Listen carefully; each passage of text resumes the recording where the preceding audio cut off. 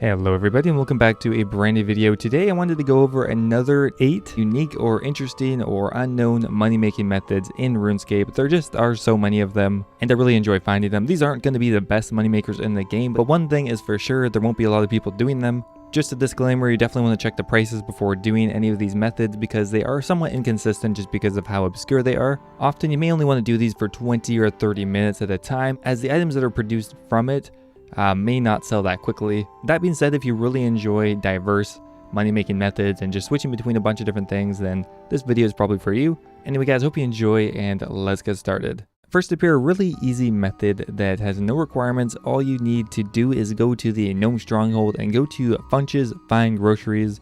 There's actually a lot of profitable items to buy here, including the cocktail glasses, and the vodka is what seems to be the most profitable right now. There are other items you could potentially buy here as well, but the vodka and the cocktail glass are in pretty high quantities, so you can fill up your entire inventory without hopping worlds once. We started with 50k, so we made 5.5k right there, and luckily there is a bank close by. Vodka is a quest item, so it is needed pretty frequently, but I wouldn't stock up on more than a couple hundred of them at once. Cocktail glasses again are used for creating quest items. Alright, we need to do some spring cleaning.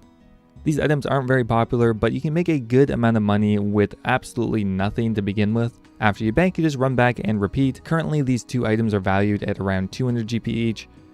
They go as high as 500 GP each sometimes, or even higher, or they could be lower. So it's really going to depend on their prices. Coming in at number 2 is another money making method with pretty low requirements. All you will need is 44 Slayer for the stone boots. And what we're going to be doing is looting the worms. Now worms are a pretty new monster that came with the Kibos Lowland update, and they have pretty decent drops, but not valuable enough for a lot of people to warrant picking them up. So if you are a low level account and you want to go and make a bit of easy money, looting the drops at worms can be pretty profitable. Often there are worm bones on the ground, which are worth 1.2k each. There's also quite a lot of alcohols that get dropped. There's some fire runes on the ground, we'll go pick those up, and there is just a large quantity of people here, which makes it pretty viable. And all of the alcohols are pretty low, medium value, so they're not really worth most people actually bothering to alch them. Some of them are more valuable, but a lot of them are like red d'hide chaps, an adamant axe, adamant square shield, adamant battle axe.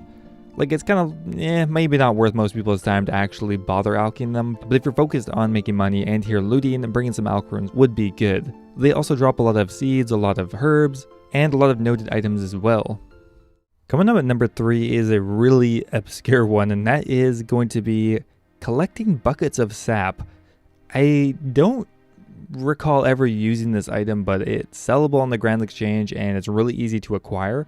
All you need to do is go up to a regular tree and use your knife on it while you have an empty bucket in your inventory, and you will fill it with a bucket of sap, or you'll fill it with sap. You already have a bucket. Unfortunately, it's not an automated process because, well, this is not main content by any means, but the buckets are really cheap, and each bucket of sap is worth around 250 to 600, 700 GP each. The bucket of sap is used in 2 different quests, so there will always be a need for this item, and a lot of people want to buy it right on the Grand Exchange. So if you want to go ahead and collect a bunch of quest items, this is a pretty nice method to do. I would recommend doing it by a tree that is near to a bank, and that probably would only collect maybe a couple hundred at once. That being said, you're not really investing a lot of time, and you might be able to sell these for maybe 500, 600 GP each. Definitely on the more obscure side of even these methods, but I think it's fun to include little things like this as well. It only takes about 30 seconds to get an inventory, no requirements, and is a fun little method if you are extremely bored, or maybe trying to sell an inflated quest item. Alright, coming in at number 4 is going to be buying items in Shiloh Village. So if you have completed the Shiloh Village quest, the easiest way to get here is to go to Ardoin, whatever. Take the charter ship and then take the quick transportation method right here. Otherwise, you could take the ferry ring. But what we're going to be doing is buying Papyrus. Papyrus? Fuck me, why did I pick this one? Anyway, it is sold at the general store in really high quantities, and this is used in a ton of different quests, and it's really close to a bank as well. So the general store sells it for 15 GP each, and it's worth 209 on the Grand Exchange. We can go ahead and just buy 50 of these, instantly fill up our inventory, and then we can just run right to the bank. So we made 5k in literally 1 second. We'll run back, bank it, and repeat. This item does trade a lot more than the others. It sells around 1,000 or 2,000 a day. So you could probably get away with buying a couple thousand, put them in the GE, wait for them to sell, and repeat. These methods would be pretty ideal to do together, like switch between this one, do this one for 20 minutes, then go over and buy another item for 20 minutes. Having a large variety of items is going to be way better than buying like 10,000 Papyrus, whatever. Alright, coming up next, we're going to make a blueberry special. They're actually worth around 3.5k each. They're upwards of 5k because it is a quest item and people will always need it. However, it's a bit of a pain to actually make. Where I'd recommend going is back to Heckle Funch, back in the Nome Stronghold, because he sells all of the ingredients to make it.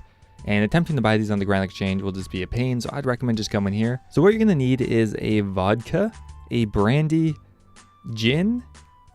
You'll need 2 oranges. You'll need 3 lemons. You'll need 1 lime and 1 equa leaf.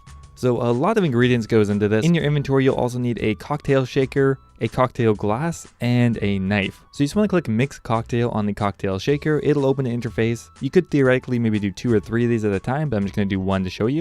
You're going to click it, it'll mix the cocktail, and then you need to add the garnish. You need to slice the lime and dice both the orange and the lemon. Alright, so we'll just dice the lemon. There we go. And then we're going to click Pour the Mixed Special. It'll automatically add the garnish. We're going to get a bit of cooking experience, but mostly we're going to get something worth actually 3.5k, and the ingredients for it are extremely cheap. The ingredients only cost around 5 GP each, so we're only going to be spending maybe about 50 GP per blueberry special, and we're going to be netting 3.5k upwards. Really, if you did this for maybe 20 or 30 minutes, got 100 of them, you could probably sell them for 5 or 6k each and just wait it out, because again, it is a quest item and a lot of people will need it eventually. Next up here, a really easy way to make money through combat, and that is killing Elder Chaos Druids. Is actually extremely AFK, and I don't see a lot of people actually killing them. To begin with here, they do have a 1 out of 2k drop rate for all of the Elder Chaos pieces, which are worth about 500k each. So you do have a chance of always getting one of those, which will increase your hourly profit rate by a bit. But beyond that, they drop a ton of herbs like their regular Chaos Druid counterparts. They drop Mithril Bolt and runes as well. As it is in the wilderness, I wouldn't risk too much. I'm just bringing some prayer boosting gear, an abyssal whip, and a glory with climbing boots, but really the main weapon is all that's important. Prayer boosting gear is definitely not necessary because you will not actually need any prayer because there is an altar right there. I would recommend bringing 1 prayer potion, however, just in case. But yeah, our risk is only about 27k, and that's not even necessary. You could deposit some other things if you wanted. From here, I'm going to use the burning amulet to teleport to the Chaos Temple, and as soon as you get there, you're going to want to pop on Protect from Magic. Now, these can actually teleport you around. However, as long as you don't aggro more than 1 at once, it should not be an issue. I would turn off Auto Retaliate though. It's pretty easy melee training as well, or this works with ranged, but melee is extremely easy and extremely cheap. I'm also bringing a looting bag as well. You can also use piety if you wanted, because you can restore your prayer every time. However, keeping in mind that that will drain your prayer quite a bit quicker, so you'll have to run over to the altar more often. And one thing that can kind of suck is you can get teleported back as you try to run to the altar, which is a little bit dangerous. If you're lucky, you can get a Renard drop in a quantity of 4, which is really good. That's like 28k right there. You can get 1 to 4 of every single herb, and again, they're ultra rare drops, which can also pad your GP per hour. One really easy way to make money is by creating Headless Arrows. Now, this is an early game fletching method, but it's pretty damn simple. You just buy feathers on the Grand Exchange. You go ahead and buy arrow shafts in the Grand Exchange. They will generally instantly buy. You could get the feathers for 2 GP, but it's going to take quite a while. And we're going to be getting about 4 or 5 GP per shaft, and we're doing 15 at a time. So that is about 60 GP each. Not a lot of GP per hour, but you're also getting fletching experience, so it's really easy if you're at a very low fletching level. Every 1 GP of difference in your margin makes a pretty big difference, so if you can get the materials for 3 GP and sell it for 10, I would recommend doing it then. Otherwise, it may not be worth your time, but still a really easy method to consider. And last up here is another extremely easy method. All you'll need to do is start the Giant Dwarf quest to get access to Keldegrim. From the bank, we're going to run to the general store, and we're going to be buying another quest item, and that is charcoal. We're just going to run into this main building here, a little bit south of the anvil sign. There will be a general store. From here, we're going to talk to Gun Slick, and we can buy out all of the charcoal. He sells it for 58 GP each, and on the Grand Exchange, they're worth 240. So all we have to do is click buy 50. We had 50k, and now we have 54.4k, so pretty similar to the other one. Similar to Papyrus, it sells a lot, considering it's a quest item anyway. Not a lot overall, but it is used in a lot of quests. I would say like a quarter of the quests use this item, so a lot of people are wanting to buy it. So you could even sell it for maybe upwards of 500, 600 GP each, which actually makes this a pretty decent money making method. You may want to hop worlds though, because the price does go up pretty quickly. Anyway guys, that is pretty much it for the video. Those are 8 really simple, easy, kind of unknown methods for making money in Oldschool Runescape. I hope you enjoyed. If you did, don't forget to leave the video a like, and I will see you next time.